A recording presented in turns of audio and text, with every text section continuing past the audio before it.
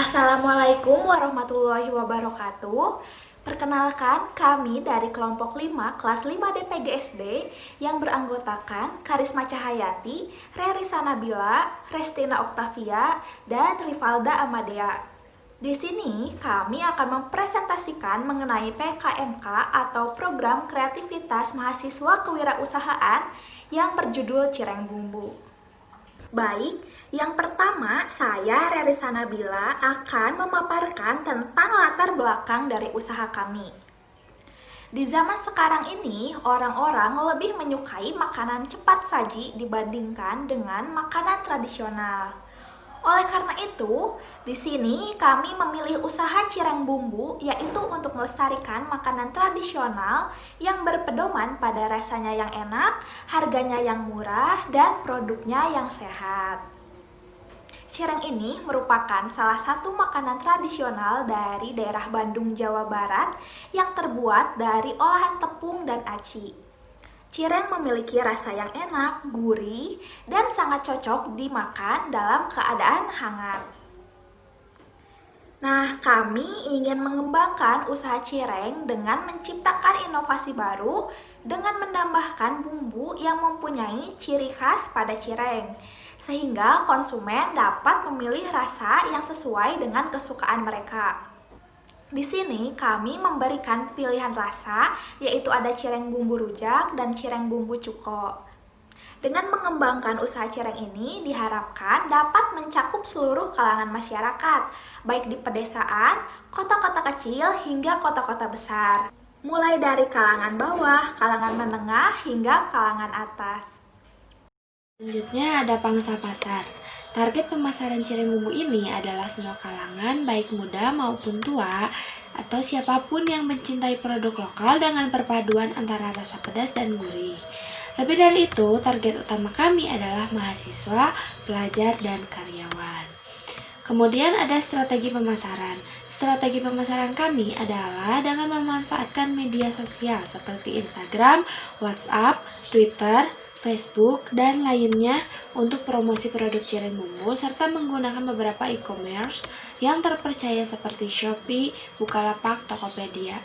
Untuk para pelanggan yang kiranya gitu lokasi rumah masih terjangkau oleh kami, maka kami menawarkan sistem COD atau cash on delivery.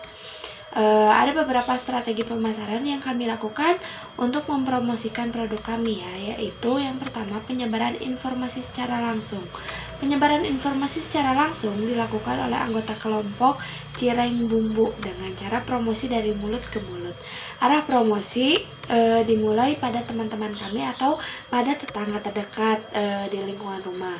Dengan begitu diharapkan dapat memberikan kejelasan produk yang lebih efektif. Dan setelah itu diharapkan konsumen akan dapat menyebarkan keunggulan produk kami kepada lebih banyak orang tentunya. Kemudian yang kedua, ada melalui sarana teknologi dan informasi. Semakin berkembangnya teknologi pada masa kini, fasilitas internet semakin mudah didapatkan. Jadi udah menjadi hal yang lumrah ya jika memanfaatkan internet sebagai media promosi.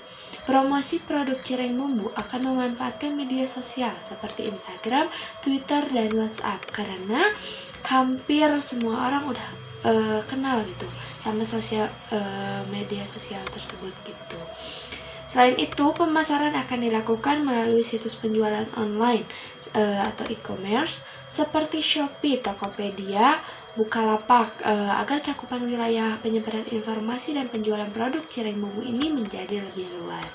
Kemudian yang ketiga, kami menyediakan sistem COD atau cash on delivery, yakni demi keamanan dan kenyamanan pelanggan, kami juga harus menyediakan sistem ini khusus untuk pembeli di wilayah Bandung. Jadi kami mengirimkan produk secara langsung kepada pelanggan dan pembayaran dilakukan saat itu juga. Maka tentunya COD lebih aman ya, lebih terpercaya.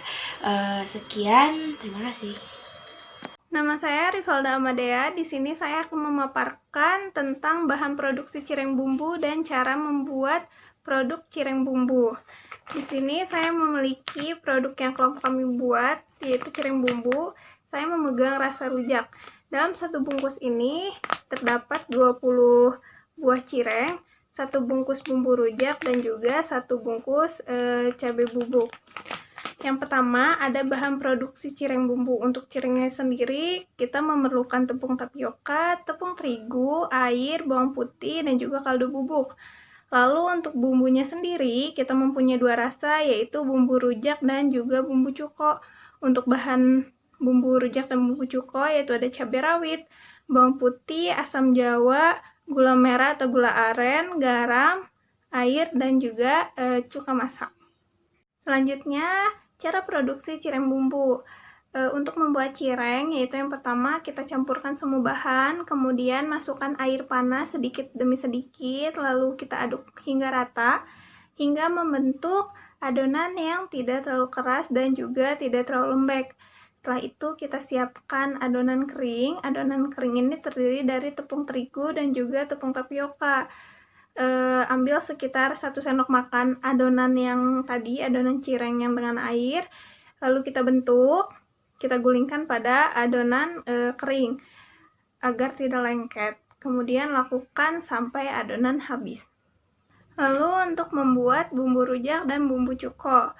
Untuk bumbu rujak, yaitu kita siapkan semua bahan, lalu kita ulek, lalu kita beri garam dan juga kaldu sampai rasanya benar-benar enak, lalu kita masukkan air hangat, lalu kita cek terus rasanya. Kemudian untuk bumbu cuko, langkah pertama yaitu kita rebus gula aren sampai benar-benar larut, lalu kita masukkan garam. Terus kita giling cabai rawit dan juga bawang putih sampai benar-benar halus. Setelah gula larut, kita saring, lalu kita masukkan bumbu yang telah dihaluskan, aduk-aduk sampai rata. Setelah teraduk rata, matikan api, lalu tutup panci, biarkan hingga dingin. Lalu setelah dingin, kita coba rasanya.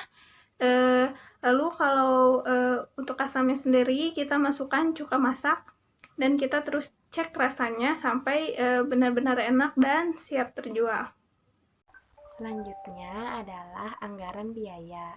Anggaran biaya terdiri dari 1. Peralatan penunjang sebesar Rp1.585.000. Lalu ada peralatan habis pakai. Peralatan habis pakai sebesar Rp2.429.000. Dan perjalanan sebesar Rp200.000, dan yang terakhir biaya lain-lainnya itu sebesar Rp1.400.000. Jumlah seluruhnya adalah Rp5.614.000. Untuk peralatan penunjang ada baskom wadah, ada 2 buah, harga satuannya yaitu Rp20.000. Jadi jika 2 buah menjadi Rp40.000. Pisau 2 buah, harga satuannya Rp20.000 menjadi Rp40.000. Talenan 2 buah, karena harga satuannya Rp10.000, 2 buah menjadi Rp20.000.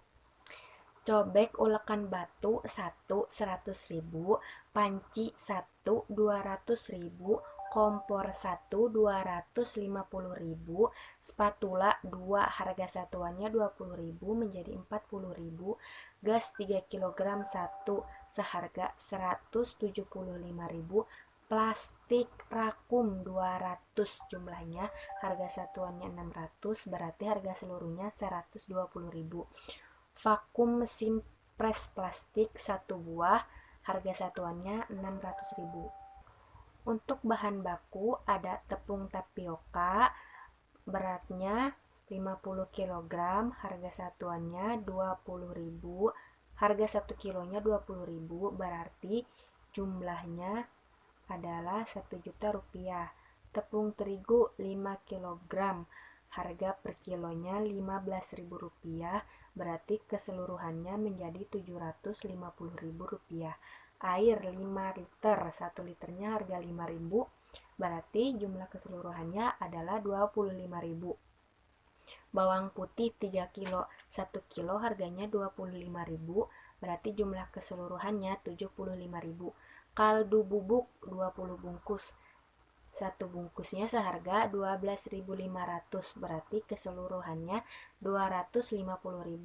Cabai rawit 3 kg, Harga 1 kilogramnya 50.000, berarti harga keseluruhannya 150.000. Asam jawa 2 kilogram, harga per kilonya 17.000, berarti jumlah keseluruhannya 34.000. Gula merah 5 kilogram, 1 gram, 1 kilogramnya seharga 20.000, berarti keseluruhannya adalah 100.000 rupiah. Garam 5 bungkus, 1 bungkusnya seharga 5.000, berarti keseluruhannya 25.000 rupiah.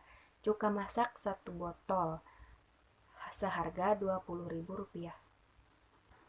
Perjalanan membeli bahan-bahan menghabiskan biaya sebesar 100.000, dan perjalanan untuk mengantarkan barang-barang atau COD seharga 100.000.